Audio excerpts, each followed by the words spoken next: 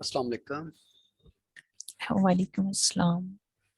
जी, आज का हमारा जो टॉपिक था सेशन का वो था हम्म, ब्रेकआउट्स के मतलब कि ब्रेकआउट एक ऐसी चीज़ होती है जो कि तकरीबन हर ट्रेडर ब्रेकआउट को ट्रेड लाजमी करता है या उसको ब्रेकआउट की ट्रेडिंग का लाजमी पता होता है। एग्जैक्टली ऐसे लेकिन ही। उसको इतना ही पता होता है कि ये ब्रेकआउट है, इसको ट्रेड करनी है। एक्चुअली ब्रेकआउट ट्रेडिंग में भी बहुत सारी चीजें ऐसी होती हैं जो कि मद्देनजर रखनी पड़ती हैं, जिनको के हम हम्म, नजरअंदाज नहीं कर सकते। अगर हम उनके बगैर ट्रेडिंग करें तो आम तौर पे ब्रेकआउट के में हमें बजाय नफे के नुकसान होता है।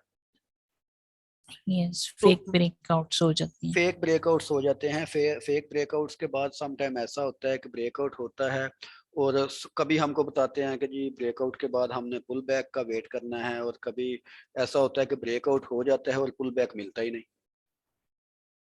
जी ऐसे ही है। ठीक है, ब्रेकआउट हो जाता है, पुल बैक मिलता ही नहीं। और सम टाइम ऐसा होता है कि एक बहुत अच्छा ब्रेकआउट हो जाता है और पोजीशन हमको वहां पर ब्रेकआउट पे ही अगर हम पोजीशन लेते तो हम मुनाफे में रहते, वरना हम मुनाफे में नहीं रहते। और कभी ऐसा होता है कि ब्रेकआउट हो जाता है, हम पोजीशन ले लेते हैं और वो फेल ब्रेकआउट हो जाता है। तो इस चीज़ों को हम आइडेंटिफाई समवेयर कैसे कर सकते हैं?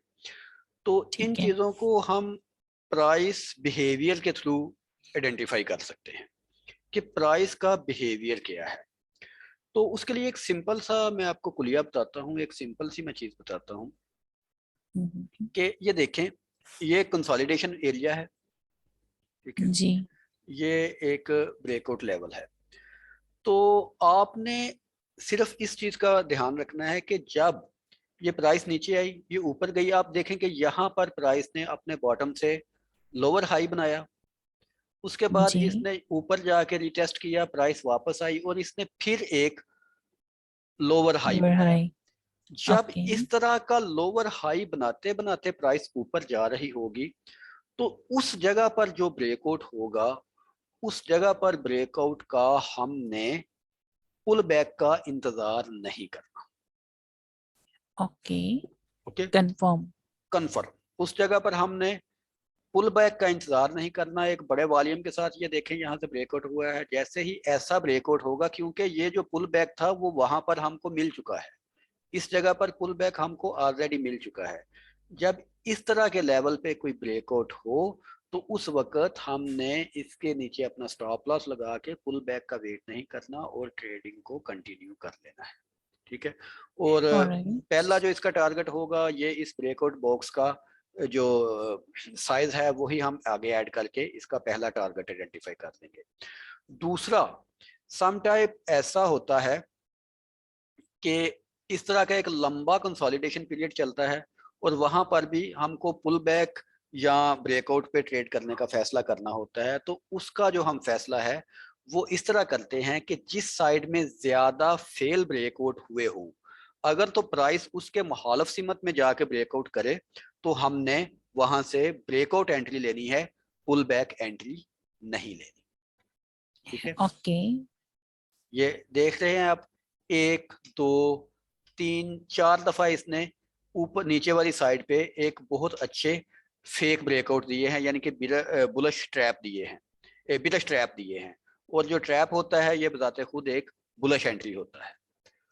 उसके बाद आप देखें कि इस जगह पर ये हमको ट्रैप नहीं कोई भी मिल रहा, लेकिन बार बार एक कंसोलिडेशन एरिया में प्राइस बार बार रह रही है। ये ऊपर की तरफ एक दफा गया, लेकिन ये ऑलमोस्ट नीचे की तरफ गया। जब सपोर्ट को लेके प्राइस एकदम से ऊपर की तरफ जाना शुरू हो जाए, सपोर्ट को लेके प्राइस ठीक सपोर्ट है। से मूव करना शुरू करे और एकदम से ऊपर जाना शुरू हो जाए, उस वक्त और वो अपने ऊपर रेसिस्टेंस तक कोई भी स्टे ना करे, मसलसल एक कंटिन्यूसली ऊपर की तरफ जाती जाए, उस वक्त जो ब्रेकआउट होगा उस ब्रेकआउट को हम ट्रेड नहीं करेंगे। उस ब्रेकआउट के ट्रेड के लिए हम उसके पुल बैक का इंतजार करेंगे। ठीक है, ओके। जब यहां से ये ब्रेकआउट हुआ, आप देखें कि प्राइस ऊपर गई, उसके बाद इसने एक यहाँ पुल बैक बनाया, एक यहाँ पुल बैक बनाया। ये पुल बैक पे शायद समवेयर हमको वो करना पड़ जाता, स्टॉप लॉस हिट हो जाता। लेकिन जब इसने यहाँ से पुल बैक लिया तो आप देखें कि पूरी एक अच्छी मूवमेंट इसने की और इस एरिया को पूरा कवर किया।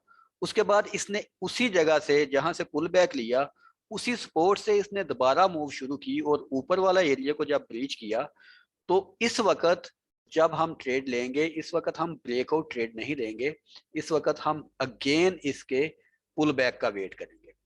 जब प्राइस ऑलराइट। सपोर्ट से एकदम से मोमेंटम पकड़ के ब्रेकआउट ले तो उस वक्त हम पुल बैक का वेट करेंगे, और जब ओके। एक स्मॉल कंसोलिडेशन के साथ प्राइस ब्रेकआउट करे उसी वक्त हम प्राइस के ब्रेकआउट पे एंट्री लेंगे।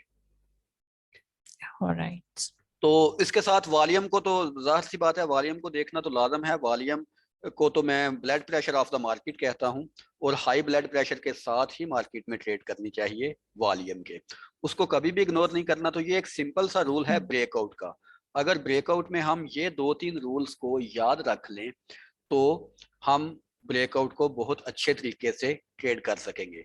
और यही रूल अगर हम थोड़े से डीप में चले जाएं, इन्हीं ब्रेकआउट्स को अगर हम एक्सेंडिंग और डिसेंडिंग ट्रायंगल्स के साथ देखें तो ये सेम एक्सेंडिंग और डिसेंडिंग ट्रायंगल्स ही बनती हैं।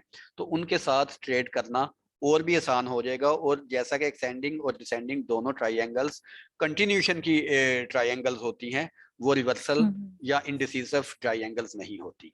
तो हम ट्रायंगल्स और ब्रेकआउट को कंबाइन करके ब्रेकआउट ट्रेड का ये डिसीजन ले सकते हैं कि हमने इसको चेंज इन पोलैरिटी में ट्रेड करना है, यानी कि पुल बैक ट्रेड करना है, या ब्रेकआउट ट्रेड करना है। डायरेक्टली सही है। ओके, आज का सेशन आपको समझ आ गया होगा। कोई क्वेश्चन इसके जी रिलेटेड? बिल्कुल नहीं, इट्स ओके, इट्स सिंपल। इसके कंसोलिडेशन में स्टेप बाय स्टेप अगर मूव कर रही है मार्केट और किसी भी साइड पे वो ब्रेकआउट करती है तो हमने इंस्टेंटली डायरेक्टली ट्रेड करनी है। एंड अगर स्पोर्ट से वो डायरेक्टली एक स्ट्रेट मूव में ब्रेकआउट दे तो फिर हम डायरेक्टली ट्रेड नहीं करेंगे, उसकी रीटेस्ट का वेट करेंगे, पुल बैक पे हम एंट्री हाँ, लेंगे। और तीसरी कंडीशन ये है कि हम फेक आउट को मेजर करेंगे। जिस साइड में ज्यादा फेक आउट हो रहे हों, अगर उससे ऑपोजिट साइड में ब्रेकआउट हो तब भी हम पुल बैक का वेट नहीं करेंगे। नहीं करेंगे। ओके। ओके, क्लियर है? Alright, yes.